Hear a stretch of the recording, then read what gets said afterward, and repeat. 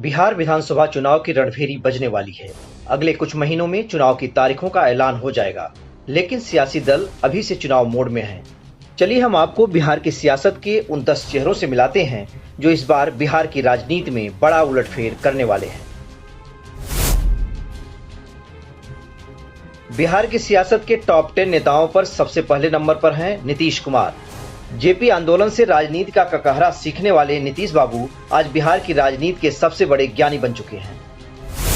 1985 में नालंदा की हड़िया सीट से चुनाव जीतकर पहली बार विधानसभा पहुंचे। 1990 से 2004 तक बीपी सिंह से लेकर अटल बिहारी सरकार में कुल 6 बार केंद्रीय मंत्रिमंडल का हिस्सा रहे।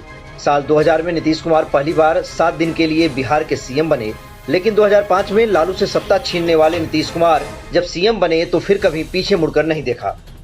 नीतीश और सीएम की कुर्सी जैसे बिहार की सियासत में फेविकोल का मजबूत जोड़ बन गई हो। अब तक 8 बार बिहार के मुख्यमंत्री की कुर्सी पर विराजमान हो चुके हैं, लेकिन उनकी उम्र और भुलक्कड़ इमेज उनकी पार्टी जेडीयू के लिए मुश्किल खड़ी करती जा रही है। पिछले 2 चुनाव में नीतीश की पार्टी का जनाधार घटता जा रहा है। फिलहाल तीनों बड़ी पार्टियों में सबसे कम सीट लाने के बाद भी नीतीश ने अपनी पार्टी के हाथ में सत्ता की कमान रखी हुई है। ऐसे में नीतीश कुमार बिहार की सियासत के सबसे माहिर खिलाड़ी माने जा रहे हैं। उनके लिए बिहार में कहावत है, जीते कोई भी पार्टी लेकिन सीएम नीतीश ही बनेंगे।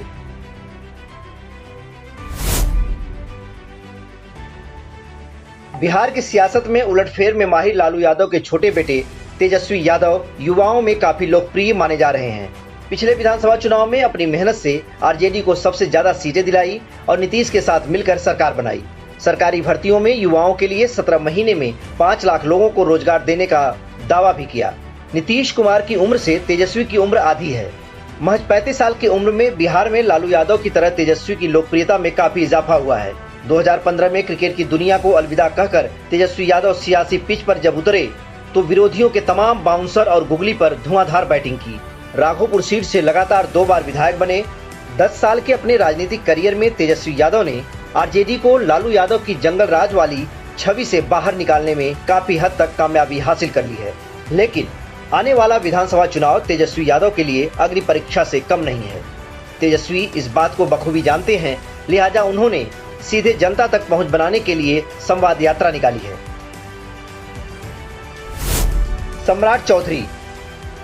सम्राट चौधरी बिहार बीजेपी का बड़ा ओबीसी चेहरा है। मुंगेरपुर के लखनपुर में जन्मे सम्राट चौधरी ने मदुरई के कामराज विश्वविद्यालय से उच्च शिक्षा हासिल की है। 57 साल के सम्राट चौधरी को सियासत विरासत में मिली। सम्राट चौधरी के पिता शकुनी चौधरी 7 बार के विधायक और सांसद रहे। मां पार्वती देवी भी विधायक रहीं। सम्राट चौधरी ने अपने सियासी करियर की शुरुआत 1990 में लालू की पार्टी से की, लेकिन उन्होंने बिहार की हर बड़ी पार्टी में हाथ आजमाए।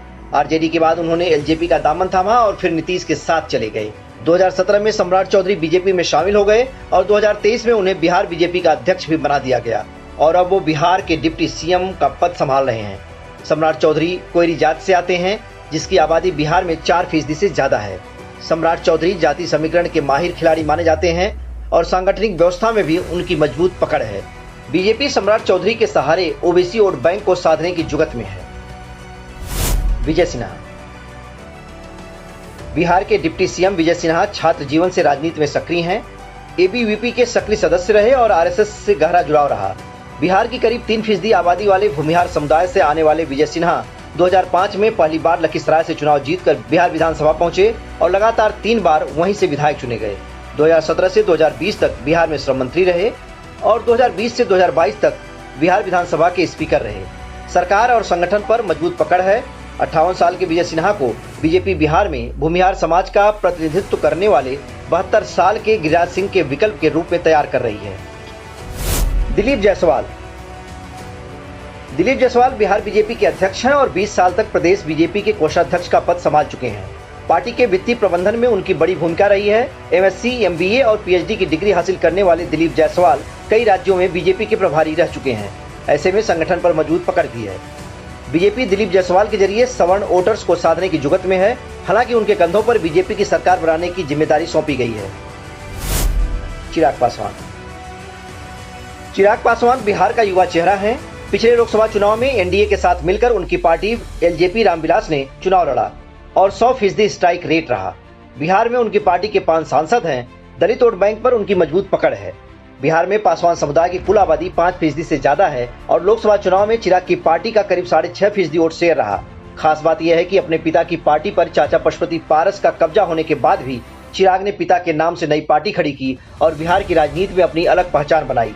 वो खुद को पीएम मोदी का हनुमान भी कहते हैं, जिससे उन्हें अपने पिता के जनाधार के साथ साथ पीएम मोदी की छवि का भी फायदा मिलता है। कन्हैया कुमार कांग्रेस का युवा चेहरा है और बिहार में कांग्रेस की खोई जमीन वापस दिलाने के लिए जी जान से जुटे हैं। उन्होंने बिहार की जनता तक अपनी पहुंच बनाने के लिए रोजगार यात्रा भी निकाली है।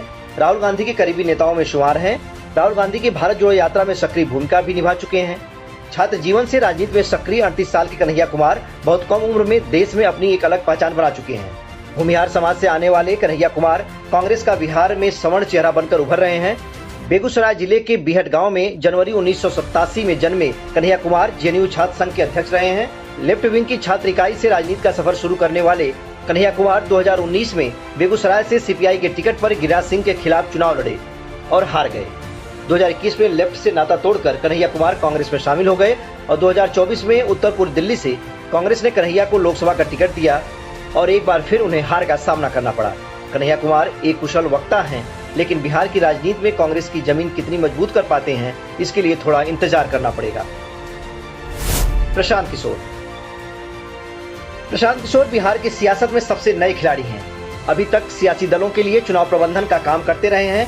उन्हें चुनावी रणनीतिकार भी कहा जाता है। बिहार में उन्होंने जन स्वराज यात्रा निकाली और उसके बाद 2024 में जन स्वराज पार्टी के नाम से सियासत में एंट्री की। उनकी पार्टी ने लोकसभा चुनाव तो नहीं लड़ा, लेकिन विधानसभा चुनाव में 4 सीटों पर अपने उम्मीदवार उतारे और सभी को हार का सामना करना पड़ा। प्रशांत किशोर सियासत में नए जरूर हैं, लेकिन रणनीतिकार पुराने हैं। ऐसे में आगामी चुनाव में उनकी पार्टी कोई कमाल कर पाएगी या नहीं, ये कोई नहीं जानता। 48 साल के प्रशांत किशोर ब्राह्मण परिवार से आते हैं और बिहार में 3.5% से ज्यादा आबादी वाली इस जाति का प्रतिनिधित्व करने के लिए दमखम के साथ ताल ठोक रहे हैं। लेकिन देखना दिलचस्प होगा कि जाति का खेला खेलने वाली बिहार की जनता उन्हें अपना नेता मानती है या नहीं। पप्पू यादव बिहार की राजनीति के माहिर खिलाड़ी पप्पू यादव 6 बार से सांसद हैं। 1990 में मधेपुरा की सिंहेश्वर सीट से पहली बार विधानसभा चुनाव में जीत हासिल की। निर्दलीय चुनाव जीतकर राजनीति में कदम रखने वाले पप्पू यादव आज भी बिहार की राजनीति में काफी चर्चित चेहरा है। पप्पू यादव हर वर्ग के चहेते माने जाते हैं। बिहार में कोई भी आपदा आए, पप्पू यादव आपको जरूर नजर आएंगे। बिहार की जनता के साथ हर सुख दुख में कंधे से कंधा मिलाकर खड़े रहने वाले पप्पू यादव अलग अलग राजनीतिक दलों का दामन थाम चुके हैं। या यूं कहे, पप्पू यादव की लोकप्रियता को देखते हुए सियासी दलों ने उनके इलाके में अपनी जमीन बचाने के लिए उन्हें अपने साथ जोड़ा। पप्पू यादव की खास बात यह है कि वो अपने मन के मालिक हैं। उन्हें जो अच्छा लगता है वो करते हैं और कहते भी हैं। यही वजह है कि 2024 में कांग्रेस में रहते हुए पूर्णिया से निर्दलीय चुनाव लड़े और जीतकर संसद पहुंच गए और अब कांग्रेस पप्पू यादव के भरोसे बिहार में ओबीसी वोट बैंक में सेंधमारी की जुगत में है। जीतनराम मांझी 80 के दशक से बिहार की राजनीति में सक्रिय 81 साल के जीतनराम मांझी महादलित वोट बैंक पर मजबूत पकड़ रखते हैं। सीएम पद से हटाए जाने के बाद उन्होंने नीतीश का साथ छोड़कर हिंदुस्तान अवामी मोर्चा यानी हम नाम से नई पार्टी बना ली। कांग्रेस से सियासी सफर की शुरुआत करने वाले जीतनराम मांझी ने कई बार पार्टी बदली और आज अपने दम पर केंद्र में मंत्री हैं। वो जिस दल के साथ गठबंधन करते हैं, माना जाता है कि महादलित वोट का एक बड़ा हिस्सा उस गठबंधन को मिल जाता है। फिलहाल वो एनडीए के साथ हैं और आगे भी रहने की बात कर चुके हैं। टीम बदलाव